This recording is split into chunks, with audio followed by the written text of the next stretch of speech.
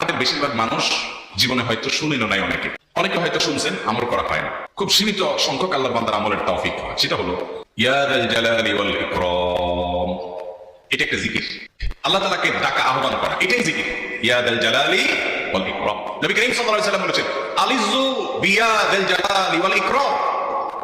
তোমরা ইয়া যাল জালালি ওয়াল ইকরাম এটাকে আঁকড়ে ধরো, এটাকে নিয়মিত করো, বেশি বেশি করে বলতে থাকো এটাকে সব সময় এটাকে মুদাওয়ামাতের সাথে কন্টিনিউয়াসলি এটা বলতে থাকো, ইয়া যাল জালালি ওয়াল ইকরাম। অনেক উলামায়ে কেরাম, মুহাদ্দিসিনে কেরাম ইয়া যাল জালালি ওয়াল ইকরাম কেন নবীজি এত বেশি বলতে বলেছেন, এটার মাধ্যমে আমাদের লাভটা কি এর ব্যাখ্যা করতে গিয়ে বলেছেন, ইয়া যাল জালাল মানে হলো হে মহান মহান বড়ত্বের অধিকারী, হে জালালের অধিকারী, হে জালাল, ওয়াল ইকরাম হে দানশীল। তাহলে প্রথম বাক্যে আল্লাহর বড়ত্বের কথা স্বীকৃতি দিয়ে প্রশংসা করা হয়, আর দ্বিতীয় বাক্যে হে দানশীল বলে আল্লাহ তাআলার কাছ থেকে চাওয়া হয় যে আপনি যেহেতু দানশীল এবং আপনি যদি মহান, অতএব আপনি আমাকে দান করেন। এটা ডাকলেই, আল্লাহকে এইগুলো ডাকলেই চাওয়া হয়ে যায়।